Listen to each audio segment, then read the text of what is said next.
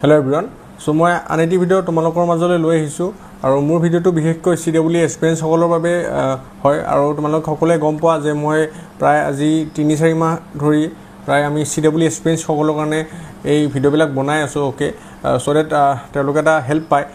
তেওঁলোকে এক্সামৰ ধৰি বা কাউন্সেলিংৰ যেটো এতিয়া বৰ্তমান যেটো প্ৰসেসটো চলি আছে সো তেওঁলোকৰ সেইখিনি হেল্প হয় ওকে এন্ড তোমালোকে বহুতে সহায়ও জনাইছা মোক and I thank for that and I hope that তোমালোকে আগলৈ জনাবা সো এতিয়া কথাটো হল কি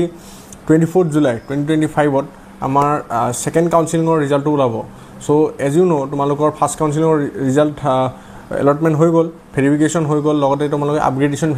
আৰু ৰিফ্ৰিজ হেবিলাকো তোমালোকে কৰি পেলালা এটা তোমালোকৰ 24 জুলাইলৈ অপেক্ষা কৰিছা যিখিনি ষ্টুডেন্টছে যে ফাৰ্স্ট কাউন্সেলিংৰ এলটমেন্টত আপগ্ৰেড কৰিছে আৰু লগতে কিছু এনেকুৱা ক্যাটেগৰী কেটামান আছে যাৰ হয়তো ৰেংকৰ কাৰণে ফাৰ্স্ট কাউন্সেলিংৰ যেটো তোমাৰ এলটমেন্ট হয় তাত তেওঁলোকে এলটেড হোৱা নাছিলে so they are waiting for the second counselling বা সেকেন্ড ৰাউণ্ডৰ যেটো এলটমেন্ট হ'ব তালৈ সো আৰু লগতে মই আশা কৰিছো তোমালোকে এটা ভাল কলেজ নিশ্চয় পোৱা কাৰণ যিখিনি ষ্টুডেন্টছে ফ্ৰিজ কৰিছে প্ৰথম কাউন্সেলিংত সো আই হোপ যে তোমালোকে অলৰেডি ভাল ব্ৰাঞ্চ এটা পাইছা দ্যাটস ওয়াই তোমালোকে ফ্ৰিজ কৰিলা আৰু যিসকলে আপগ্ৰেডেশন কৰিছে মানে তেওঁলোকে আৰু আপগ্ৰেড কৰিব বিচাৰে সো মই আশা কৰো যে সেকেন্ড কাউন্সেলিংত তোমালোকে হেতু সম্পূৰ্ণ হয় বা নহলে আৰু বাকি কাউন্সেলিংও আছে বাৰু কিন্তু সেকেন্ডত যিমান সোনকালে হ'ব পাৰে তোমালোকে নিজৰ চিন্তাৰ পৰা দূৰত থাকিব পাৰা আৰু যিখিনি মানে ষ্টুডেন্টছৰ প্ৰায় তোমালোকৰ মানে ফাৰ্স্ট এলটমেন্টত আহা নাই সো এবাৰ সেকেন্ড এলটমেন্টৰ লিষ্টটোৰ আশা ৰাখিছে আই হোপ যে তোমালোকৰ আশাবিলাক পূৰ্ণ হয় কাৰণ তোমালোকে দীৰ্ঘদিন ধৰি অপেক্ষা কৰি আছা গোটেই প্ৰসেসটোত কাৰণ তোমালোকে গম পোৱা যে আমাৰ যিখিনি এক্সামে হওক বা মানে আমাৰ যিখিনি কাউন্সেলিংৰ ডেটস সেইখিনি হওক সো এইখিনিৰ ওপৰত তোমালোকে দীৰ্ঘদিন ধৰি অপেক্ষা কৰিছা ধৈৰ্য ৰাখিছা ঠিক আছে আৰু তাত কিছুমান প্ৰবলেমছও হৈছে লাইক ওয়েবসাইট ইৰৰ সেইখিনি মই আগৰ ভিডিওবিলাকতো দিছো এন্ড আই নো যে তোমালোকে হেইটো কিছু সাফা কৰিব লগা হৈছে কাৰণ তোমালোকে গম পোৱা যে এবাৰ আমাৰ যিখিনি যেটো কাউন্সেলিংৰ ওয়েবসাইট হেতু সম্পূৰ্ণভাৱে বেলেগ কৰি দিয়া হৈছে কাৰণ মানে ই-সামাৰ্ট পোৰ্টেলৰ আন্ডাৰত আহিছে আৰু গোটেইখিনি এডুকেশন ইনষ্টিটিউচনৰ ই-সামাৰ্ট পোৰ্টেলৰ আন্ডাৰতে আহি আছে যেটো আগতে তেনেকুৱা অহা নাছিলে আগতে আমাৰ যেটো প্ৰক্ৰিয়া আছিল হেতু বহুত খালখলনি হৈ গৈছে এন্ড লাইক তোমালোকে সাফাৰ কৰিছা লাইক এলটমেন্টৰ কাউন্সেলিংৰ যেটা এলটমেন্ট হৈছিলে ফাৰ্স্ট কাউন্সেলিংৰ কথা কৈছো সো তেতিয়া তোমালোকৰ মানে ৰিজাল্টটো আহা নাছিলে প্ৰায় ৰাতি 12টাৰ পিছত আহিলে ঠিক আছে নেক্সট তোমালোকে এডিট মডিফিকেশনৰ যেটো তোমাৰ ডেট ওলাইছিলে 18-19 জুলাই তাতো বহুতখিনি ষ্টুডেন্টছৰ এটা সমস্যা আহিছে কাৰণ তেওঁলোকে এডিট মডিফাই কৰিব পৰা নাছিলে সেভ কৰিব পৰা নাছিলে তলৰখিনি ওপৰ আনিব পৰা নাই গোটেইখিনি সমস্যা তেওঁলোকে সন্মুখীন হৈছে আৰু মোক ইভেন কন্টাক্টটো কৰিছিলে বাট আমি সেই বস্তুটোৰ ওপৰত কিছু আমি ষ্টাডি কৰিছো বাট হেনুকা কোনো সলভ হোৱা নাছিলে বাট হেকলৈ আই হোপ যে বস্তুবিলাক সলভ হ'ল এন্ড তোমালোকে ভালদৰে মডিফিকেশনখিনি কৰিব পাৰিলা ওকে আপগ্ৰেড কৰিব পাৰিলা এন্ড বহুতখিনি ষ্টুডেন্টছৰ এনেকুৱা হয় যে যিখিনি ফাৰ্স্ট এলটমেন্টত হোৱা নাই তেওঁলোকে আশা ৰাখি আছে সো মই গোটেইখিনি ষ্টুডেন্টছক এটো মই আশা কৰো যে এইবাৰ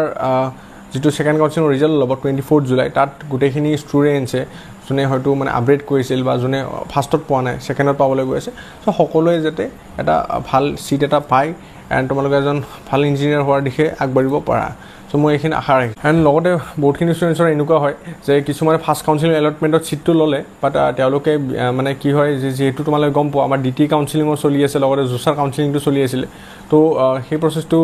চলি আছে তো তাতেও বহুতখিনি ষ্টুডেন্টছে গুছি গল মানে যেহেতু তেওঁলোকে তাত প্ৰিফাৰেন্স দিছিলে বেটাৰ প্ৰিফাৰেন্স হিচাপে দিছিলে এন্ড গুছি গল তো বহুতখিনি ষ্টুডেন্টছৰ কি হল যে ইয়াতো ফাৰ্স্ট এলটমেন্টত সিটটো লৈ ললে বা তাতো গুছি গল সো সেইখিনি ষ্টুডেন্টছৰ কাৰণে কম স্পেশালি তোমালোকে after the second counseling যেটো আমাৰ ডেট দি আছে 29 জুলাই তাৰ আগত তোমালোকে উইথড্ৰ কৰিব পাৰিবা সো যেটো আমাৰ সেকেন্ড কাউন্সেলিংৰ ৰিজাল্ট ওলাব 24 জুলাই তাৰ পিছত আমাৰ মানে ভেৰিফিকেশন চলিব সো সেইখিনি সময়তে তোমালোকে মানে কি হয় তাত তোমালোকে মানে উইথড্ৰ কৰিব পাৰিবা ঠিক আছে উইথড্ৰ কৰিলে 100% মানি তোমালোকে নাপোৱা বাট they will take the 10% means they will retain 10% of your amount of 10,000 মানে 10,000 rupees যেটো তোমালোকে দিছিলা তাৰ 10% এটা তেওঁলোকে ৰিটেইন কৰিব বাকিখিনি তোমালোকক ঘূৰাই দিয়া হ'ব সো তোমালোকে হেনেকৈ নিজৰ সিটটো উইথড্ৰ কৰিব পাৰিবা আৰু মানিখিনি বেক পাবা ঠিক আছে আৰু নেক্সট কথা এইখিনি তোমালোকৰ হৈ গল সো আৰু নেক্সট তোমালোকৰ যদি মই থাৰ্ড কাউন্সেলিং হেতু প্ৰায় আমাৰ 3 আগষ্টৰ ওলোৱাৰ কথা আছে আৰু লগতে সেই সময়তে ফাইনেল এডমিশন হোৱাৰ কথা আছে যেটো আগতে নাছিল তেনেকুৱা প্ৰসেস কিন্তু এবাৰ তেনেকুৱা কৰিছে সো আৰু ফোৰ্থ কাউন্সেলিংটো হ'ব পাৰে নহ'ব পাৰে তেনেকুৱা তেওঁলোকে দেখাইছে যত আগত 5টা কাউন্সেলিং হৈছিল তো এইবাৰ যথেষ্ট প্ৰচেছবিলাক মানে সৰু কৰা হৈছে চ' বহুতে ক্লাছৰ কথা সুধি আছিলে ক্লাছ নৰ্মেলি ছেপ্টেম্বৰত হয় চ' এইবাৰ কিন্তু যেহেতু প্ৰচেছবিলাক চেঞ্জ কৰা হৈছে বা শ্বৰ্ট কৰা হৈছে মেবি আগষ্টৰ শেষতো হ'ব পাৰে বা ছেপ্টেম্বৰ ফাৰ্ষ্ট উইকৰ পৰা ষ্টাৰ্ট হ'ব বুলি ধৰি দিয়া তোমালোকে ঠিক আছে সেইখিনি তোমালোকে ক্লাছ ষ্টাৰ্ট হ'ব চ' এইখিনি সময় তোমালোকে নিজক প্ৰিপেয়াৰ কৰা কাৰণ ইঞ্জিনিয়াৰিঙৰ ষ্টুডেণ্ট হ'বলৈ গৈ আছা এণ্ড আফটাৰ ডেট তোমালোকে এটা নতুন পৰিৱেশ পাবা হয়তো কিছুমানে এতিয়া ফ্ৰেচাৰ হয় কিছুমানে ড্ৰপাৰ হয় তো দুইটাই এটা নতুন পৰিৱেশ পাবা এটা কলেজৰ ষ্টুডেণ্ট হ'ব এখন ইঞ্জিনিয়াৰিং কলেজৰ এজন ইঞ্জিনিয়াৰ হ'বলৈ গৈ আছে নিজৰ নলেজ স্কিল সকলো ডেভেলপ হ'ব তো এইখিনি সময় প্ৰিপেৰেশ্যন আৰু মই কৈ দিম যে কি ইম্পৰ্টেণ্ট বস্তু তোমালোকক লাগিব সাজু হ'বলৈ সেই ক্লাছবিলাক এটেণ্ড কৰিবলৈ চ' মই বেচিকেলি এইখিনি কথা ক'বলৈ আছোঁ যিহেতু 24 জুলাইত আমাৰ ছেকেণ্ড কাউন্সিল এলটমেণ্ট ওলাই আছে তো আই হোপ যে তোমালোকৰ কুৱেৰিজখিনি ছল্ভ হ'ল ক্লাছেছ হয় ফ্ৰিজ আপগ্ৰেডেশ্যন ইডিট অপশ্যন বা তোমাৰ যিখিনি মানে এলটমেণ্টৰ আৰু লগতে মই কৈ দিছোঁ যিখিনি এবাৰ ছেকেণ্ড কাউন্সিলত মানে আপগ্ৰেড হ'ব সেইখিনি কলেজ ভিজিট নৰ্মেলি কৰিব নালাগে যিটো লাষ্ট ইয়াৰত হোৱা নাছিলে চ' তোমালোকে এইবাৰ কলেজ ভিজিটটো কৰিব নালাগে ঠিক আছে তোমালোকে জাষ্ট ৱেবছাইটত আপগ্ৰেড কৰি দিবা আৰু লগত তাৰপিছত তোমালোকে এডমিশ্যনৰ সময়ত সেই কলেজখন ভিজিট কৰিলে হ'ল ছাপ'জ তোমালোকে জিষ্টত পাইছিলা এবাৰ JEC দিলা তো JECত তোমালোকে আপগ্ৰেড হ'ল তো তাত যাব নালাগে বাট কলেজ এডমিশ্যনৰ সময়ত যাব লাগিব যিটো তেওঁলোকে কলেজত নটিছত ওলাই যাব মানে লিংকত চ' ৱেবছাইটটো চেক কৰি থাকিবা আৰু এতিয়ালৈ কোনো ধৰণৰ ফিক্স নটিফিকেশ্যন তেনেকুৱা ওলোৱা নাই য'ত লিখা আছে যে আপগ্ৰেডেশ্যন কৰাৰ পিছত কলেজ ভিজিট কৰিব লাগে আৰু যদি লাগে মই তোমালোকক নিশ্চয়